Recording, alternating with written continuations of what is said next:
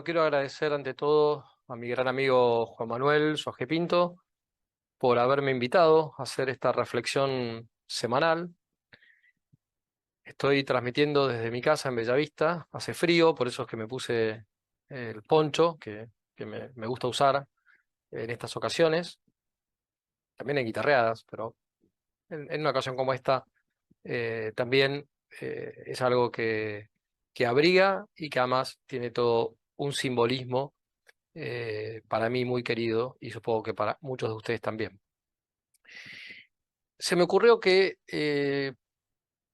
cuando Juan Manuel me planteó lo de hacer esta reflexión, tratar de transmitir un mensaje acerca de las circunstancias que estamos viviendo en la iglesia y en el mundo, que fuera un mensaje de esperanza, pero no de esperanza basada en el falso optimismo de aquellos que piensan que las cosas necesariamente van a mejorar por arte de magia, sino por la esperanza como virtud teologal, según la cual esperamos recibir en su momento, si es que Dios nos concede el don de la perseverancia final, llegar al cielo, pero también es la virtud que implica que Dios nos dará todos los medios necesarios espirituales y materiales para poder alcanzar ese fin. Dentro de este mundo, y sobre todo los que estamos en medio del mundo, porque somos laicos, tenemos el derecho y el deber de cristianizar este mundo, ordenar según Dios los asuntos temporales, o como decía el Papa Pío XII, la consecratio mundi, ¿sí? Bueno, pero en esta tarea y en este apostolado de ir cristianizando o recristianizando no solamente la vida personal, sino la vida familiar, profesional y social, estamos inmersos en lo que hoy se ha puesto de moda llamar batalla cultural, pero que en el fondo es una batalla espiritual, por aquello que decía Donoso Cortés, de que detrás de toda cuestión política hay una cuestión teológica. Bueno, en este batallar en el que estamos muchos involucrados, puede pasar eh, en algún momento que nos desanimemos, que nos cansemos, que se nos haga como muy cuesta arriba el dar esta batalla. Sobre todo cuando vemos que eh, hay obstáculos por todos lados, que tenemos que pelear en distintas trincheras. Bueno, en fin. eh, entonces, nada mejor para quien pelea que saber que el triunfo ya lo tenemos asegurado. Si no estamos peleando una batalla cultural, espiritual y teológica en la que no sepamos cuál va a ser el resultado final. El resultado final ya lo sabemos, es el triunfo de Cristo, Rey, nuestro Señor, tanto su triunfo escatológico, final, cuando venga en su parusía, pero también el triunfo que en cada momento de la historia Dios quiera conceder a los cristianos y nosotros de ese modo honrar a nuestro Rey en las distintas actividades, en los distintos ambientes en los que nos movemos habitualmente. Si allí hace falta para alcanzar el último fin que triunfemos, también vamos a triunfar. Y si nos toca eh, soportar alguna derrota, como dice Santo Tomás de Aquino en la Suma Teológica, cuando Dios permite un mal, no lo hace si no supiera que puede sacar de él un bien mayor. ¿Y qué bien mayor podemos sacar de estas circunstancias en que estamos librando esta batalla? Bueno, yo suelo decir, para transmitir esa serenidad, que frente a nosotros se nos presentan dos posibilidades y no hay una tercera opción. Y ambas posibilidades son para que nos alegremos, para que podamos combatir con heroicidad, para que el combate sea fuente de santidad y que además lo hagamos alegremente, poéticamente, como decía José Antonio, para que lo hagamos con sentido del honor y con sentido del humor, como le gustaba decir al padre Alberto Ezcurra, porque también estas batallas dejan heridas muy profundas y hay personas que se enferman porque no es gratuito dar este tipo de batallas. Tolkien también hacía referencia al daño interior que producen este tipo de combates, esas heridas que, aunque estén cerradas, nunca cicatrizarán del todo, al menos en esta vida. Bueno, ¿y cuáles son esas dos alternativas que se pueden dar y que nos tienen que dar esperanza? Bueno, una es que estemos viviendo un momento de crisis, como ya ha sucedido en otros tiempos de la historia de nuestra civilización, y pienso ahora sobre todo en la civilización occidental, que pasado un tiempo, que podrán ser décadas, o siglos, lo que fuere, a nosotros nos corresponde hacer lo que en esta tarea tengamos asignado. Una posibilidad es que de esta crisis salga una iglesia renovada, purificada, tal vez durante mucho tiempo reducida a una mínima expresión, a un resto fiel al que tenemos que rogar poder permanecer, porque las tentaciones de abandonar la lucha son muchísimas, y que eh, cuando Dios lo disponga, se produzca una no solamente renovación de la iglesia católica, que es la verdadera iglesia de Jesucristo, sino también, y como un efecto natural, cuando la iglesia va mal, desde el punto de vista humano, el mundo va mal. Cuando la iglesia va bien, es más probable que el mundo vaya bien, que como fruto de esa renovación de la iglesia se produzca una restauración de la cristiandad, de la realeza social de Jesucristo, sobre todo el orden social y político. Esa es una posibilidad, no la podemos descartar porque no podemos afirmar con certeza qué es lo que va a pasar mañana, pasado mañana, la semana que viene, etc. La otra posibilidad en la que habitualmente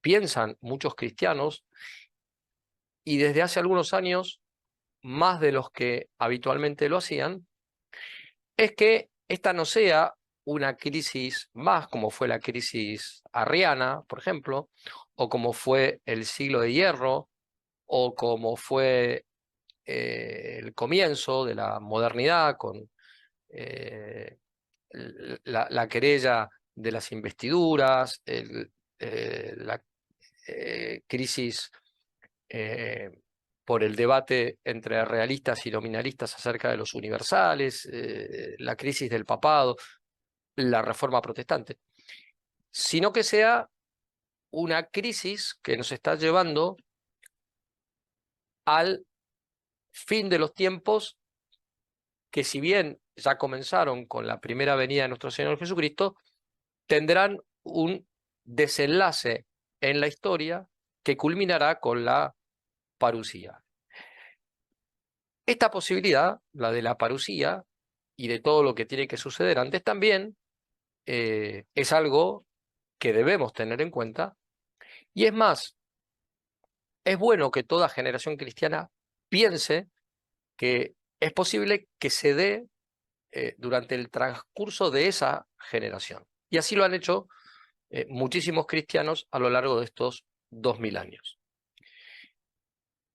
Podríamos traer a colación aquí tanto las reflexiones de personalidades importantes que se han ocupado de esto en los últimos 2 siglos, el cardenal Newman, escritores como Benson, pensadores como Piper, teólogos como el padre Castellani, etc. Y también podríamos eh, pensar en las revelaciones privadas que no son objeto de fe, pero que si están aprobadas, o al menos no están desaprobadas por la Iglesia, también nos pueden ayudar. Yo personalmente no soy muy amigo del aparicionismo, es decir, esas personas que están buscando permanentemente a ver eh, qué dijo la Virgen o nuestro Señor o el Arcángel San Miguel o quien sea que supuestamente se ha aparecido en tal u otro lugar. Me alcanza con lo que está en la revelación, es decir, en la tradición apostólica y en aquello que luego se transmitió de manera oral hasta el día de hoy y que es la tradición en sentido, digamos, escrita con mayúscula como fuente de la revelación, y en lo que está en la Sagrada Escritura, que es lo que transmitieron los apóstoles y quedó por escrito bajo inspiración del Espíritu Santo.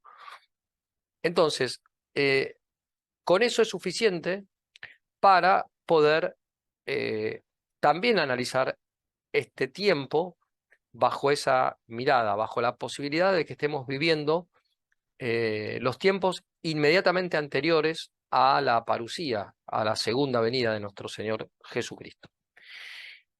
Pero sobre esta cuestión, respecto de la cual, como digo, han escrito y muy bien una enorme cantidad de teólogos, de filósofos, de escritores, etcétera, a mí me llama especialmente la atención y creo que no ha merecido una consideración más atenta, aunque hay quienes se han hecho eco de este texto que ahora voy a leer, que en el Catecismo de la Iglesia Católica del año 92 se hablara en estos términos y de una manera bastante clara, como si se estuviera refiriendo a lo que nosotros ahora vivimos, ¿sí?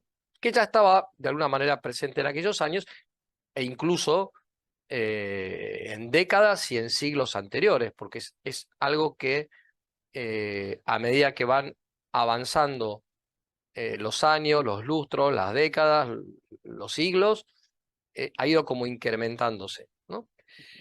Pero que esté en un catecismo, el catecismo oficial de la Iglesia Católica actual, eh, cuando en general lo que se oye por parte de la jerarquía de la Iglesia y de muchísimos fieles es ese optimismo ingenuo o ese enamorarse de utopías terrenas, que se hable de la segunda venida de Cristo y de lo que va a suceder con anterioridad, no es tan común.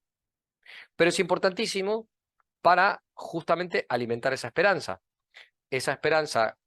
que en el caso de que no se dé la restauración de la cristiandad, entonces sepamos que lo que va a suceder más tarde o más temprano es la parusía, ¿no? Entonces nosotros estamos metidos en esa batalla, como decía el padre Castellani, la historia es como un gran poema que tiene su comienzo en el Génesis, su centro en la primera venida de Jesucristo con la encarnación y la redención, y que tiene su final con la parusía.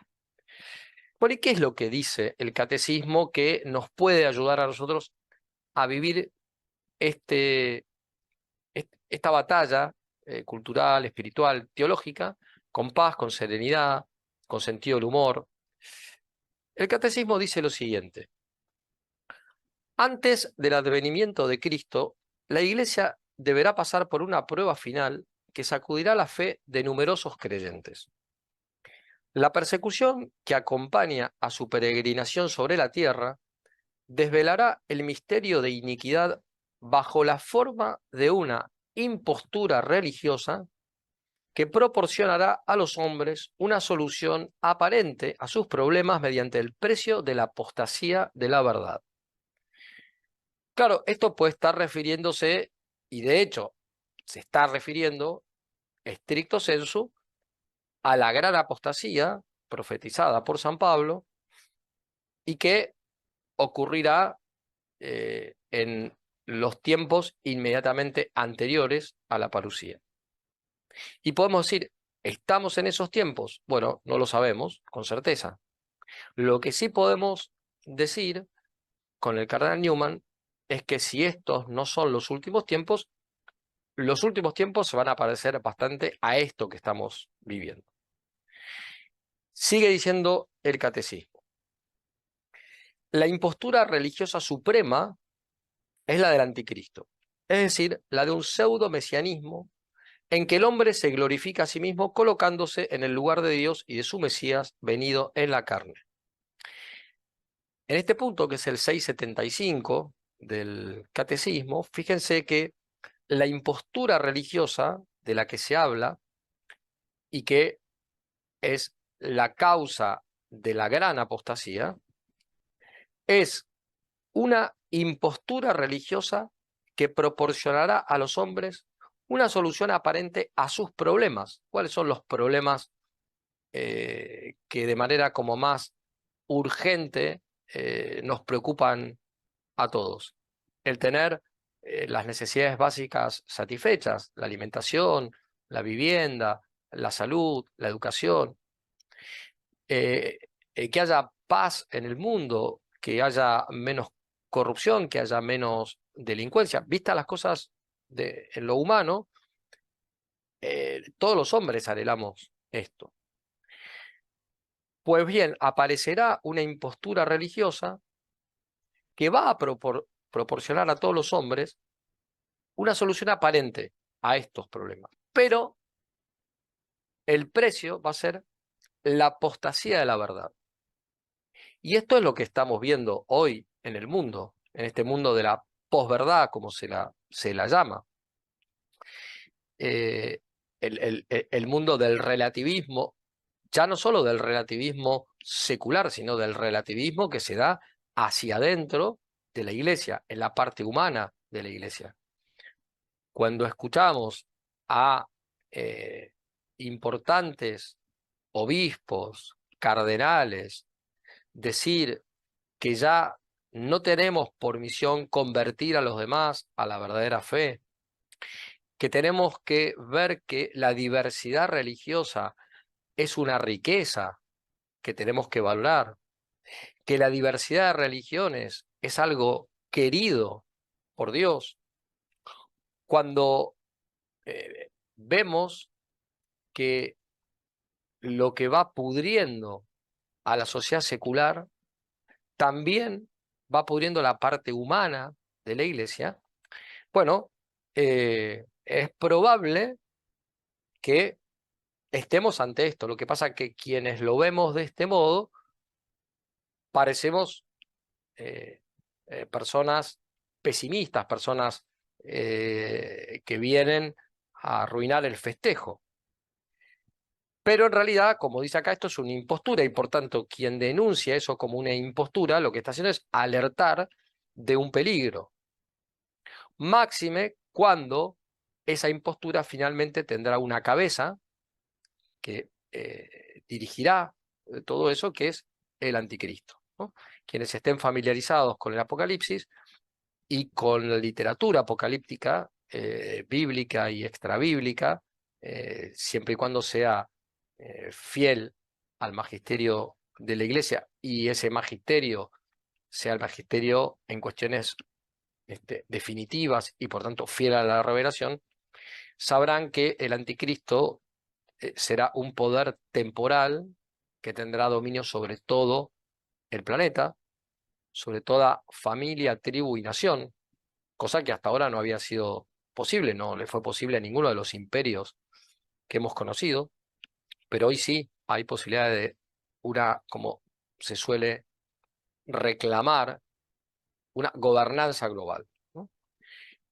Y al servicio del anticristo estará esa falsa religión, la religión, digamos, que estará encabezada por un falso profeta, un falso líder religioso, pero que actuará en favor del anticristo, ¿no? La impostura religiosa suprema, como dijimos, dice el catecismo, es la del anticristo, es decir, la de un pseudo mesianismo en que el hombre se glorifica a sí mismo. En definitiva, eh, no es el hombre que recibe la revelación y fruto de eso orienta toda su vida personal y social hacia el Dios verdadero, sino que olvidándose del Dios verdadero, se endiosa a sí mismo y se pone en el centro. Es decir, del teocentrismo pasamos al antropocentrismo y no lo dice el catecismo, pero es la consecuencia natural. Luego se termina incluso en la negación del hombre, que es lo que estamos viendo en la actualidad, cuando se presenta al ser humano como la causa eficiente principal de muchísimos de los problemas que hay en el mundo, reales o ficticios. Bueno,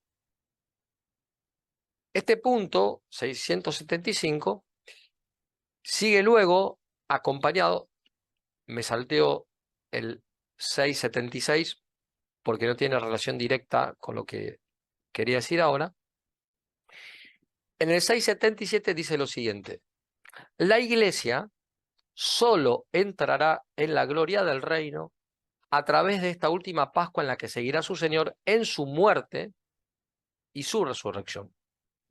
Es decir, la Iglesia tendrá que pasar por lo mismo que pasó nuestro Señor Jesucristo. Tendrá su Viernes Santo y tendrá su domingo de resurrección. Y antes del Viernes Santo tendrá los sufrimientos que prepararon lo que sucedió el Viernes Santo. El reino, prosigue el catecismo, no se realizará, por tanto, mediante un triunfo histórico de la Iglesia en forma de un proceso creciente. Esto me hace acordar mucho a lo que decía el padre Castellani, eh, negando la teología progresista de la historia e incluso animándose, por supuesto, ya en un terreno más opinable, a la posibilidad de esa restauración de la cristiandad que hablábamos antes. Es decir, al triunfo temporal de la Iglesia y a la proyección social, política, económica de eso en una nueva cristiandad. No en la nueva cristiandad de Maritain, pero en una nueva cristiandad. Castellani no creía mucho en que eso fuera posible, lo consideraba como una hipótesis, pero no era lo que a él le convencía. E insistía mucho en esto: Cristo vuelve, pero antes de que vuelva, lo que va a suceder es justamente que no va a haber fe en la tierra, que el fariseísmo ocupará eh, el lugar que deberían ocupar los buenos pastores. Si la sinagoga estaba corrupta mayoritariamente en la primera venida, la iglesia estará corrupta mayoritariamente previa a la segunda venida. Siempre decimos, ¿no?, en su parte humana, porque la iglesia como cuerpo místico de Cristo, la iglesia triunfante, la iglesia purgante y la iglesia militante es santa, ¿eh? Pero en su parte humana, de quienes estamos aquí en la tierra militando, bueno, muchas veces deja bastante que desear y está profetizado que caerá en una gran apostasía. Muy bien. Entonces dice, no se hará mediante un triunfo histórico de la Iglesia en forma de un proceso creciente, o sea, una condena clarísima a la teología, como dijimos, progresista de la historia, sino por una victoria de Dios sobre el último desencadenamiento del mal. Es decir, pase lo que pase, suceda lo que suceda, vengan los males que vengan, espirituales o materiales, o ambas cuestiones a la vez, la última palabra la tiene Dios. Una victoria de Dios sobre el último desencadenamiento del mal, que hará descender desde el cielo a su esposa, es decir, la Nueva Jerusalén. El triunfo de Dios sobre la rebelión del mal tomará la forma de juicio final después de la última sacudida cósmica de este mundo que pasa. Los que conozcan el magisterio conciliar, el magisterio postconciliar y muchas reflexiones teológicas que se hicieron a partir de ese magisterio, verán que estos dos puntos del catecismo contrastan bastante con ese optimismo que, por ejemplo, había en la Iglesia Católica en la década del 60, pero que aún siguen teniendo muchos que no advierten la gravedad de la apostasía en la que está hoy la parte humana de la Iglesia. Y por lo tanto, al no ver esto, muchísimo menos se pueden plantear que de esto se sale o con la restauración de la cristiandad o se sale con la parusía. Pero no estoy leyendo un libro medieval, no estoy leyendo un libro de, de una personalidad con mentalidad conspiranoica y apocalíptica en el sentido equívoco que tiene esa expresión, sino que estoy leyendo el Catecismo de la Iglesia Católica, que vuelve sobre una visión teológica de la historia que la podemos encontrar no solamente en la Sagrada Escritura, sino también en las enseñanzas moralmente unánimes de los padres de la Iglesia, en las enseñanzas de los distintos concilios, de los papas, de los doctores de la Iglesia, pero que en los últimos 50 años había como quedado opacada por ese entusiasmo que un poco hasta por inercia se mantuvo en la Iglesia a partir de la década del 60, a pesar de darse un golpe tras otro, ¿no? Y estar en este momento en una situación que, vista las cosas de tejas abajo, o sea, humanamente, dejan bastante que desear, como me decía hace unos años Sebastián Randle, un gran amigo y maestro, eh, la fachada es horrible, ¿no? Y sí, la fachada es horrible, hay que reconocerlo, pero es eso, es una fachada, ¿sí? Es la fachada de la parte humana de la Iglesia que ha caído en la apostasía. Pero esa no es la última palabra de Dios sobre esta historia. La última palabra es esa victoria por la cual tenemos que combatir, por la cual tenemos que rezar y que tenemos que desear. Otra enseñanza de este catecismo es que ese deseo de la parusía, esa esperanza en la parusía, recorre casi todo el catecismo, porque aparece numerosas veces mencionado. Recuerdo ahora, solo porque tengo que terminar esta pequeña reflexión, que cuando comenta el Padre Nuestro y la petición del venga a nosotros tu reino, dice el catecismo que lo que estamos pidiendo de manera principal es la segunda venida de nuestro Señor Jesucristo, ¿sí? Por supuesto que además hay otros pedidos implícitos en ese hágase tu voluntad y venga a nosotros tu reino. Pero lo principal es pedir el regreso triunfante victorioso, glorioso de nuestro Señor Jesucristo. Entonces, eso tiene que iluminar nuestra batalla cultural, espiritual y teológica. Esa batalla ya la tenemos ganada. La ha ganado Jesucristo en la cruz y consumará su victoria derrotando al falso profeta, al anticristo y al demonio en su segunda venida. En el mientras tanto, bueno, habrá que padecer lo que Dios permita en cada caso, para cada persona, para cada familia, para cada institución y también para la iglesia, pero sabiendo lo que dijimos al principio que enseñaba Santo Tomás.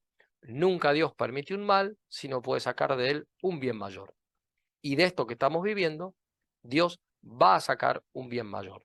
Entonces, tenemos que combatir con seriedad, tenemos que combatir con inteligencia, tenemos que combatir estudiando,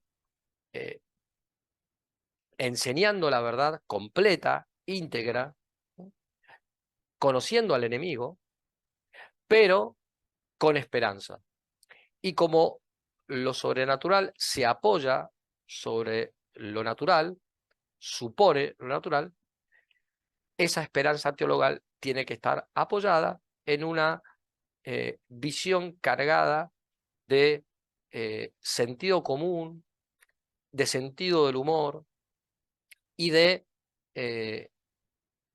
una mentalidad alegremente chestertoniana, ¿sí?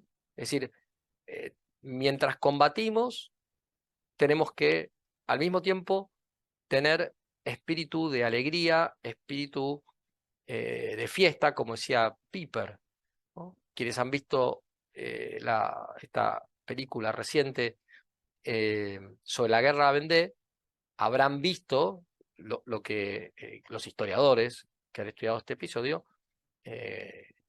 comentan con asombro, ¿no? Como esos cristianos fieles al rey y fieles a Dios iban y combatían con las armas que tenían, como podían, pero en cuanto una batalla terminaba, volvían a su trabajo y además volvían a festejar, y bailaban, y danzaban, ¿sí? Cosa que asombraba a sus mismos enemigos. Bueno, ese espíritu que tuvieron los guerreros de la Vendée, pero que también tuvieron los jacobitas escoceses, que tuvieron los requetés en España, que tuvieron los miguelistas en Portugal, que tuvieron los cristeros en México y tantos otros que estuvieron en todas estas batallas más recientes de nuestra historia. Bueno, con ese mismo espíritu de ortodoxia inteligente y al mismo tiempo de esa alegría basada en la esperanza y en el sentido del humor, es que tenemos que combatir. Bueno, dejo entonces esta reflexión agradeciéndole nuevamente a Juan Manuel su generosidad para invitarme a compartir esto con ustedes.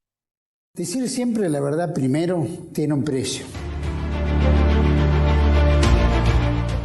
Pero todos los días, en cada programa, en cada reportaje, en cada esclarecimiento, descubrimos que decir la verdad vale la pena.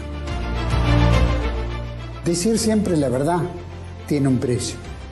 Pero cada vez que recibimos tu apoyo, entendemos que seguir luchando vale la pena. Dependemos de tu ayuda. TLV1, toda la verdad primero.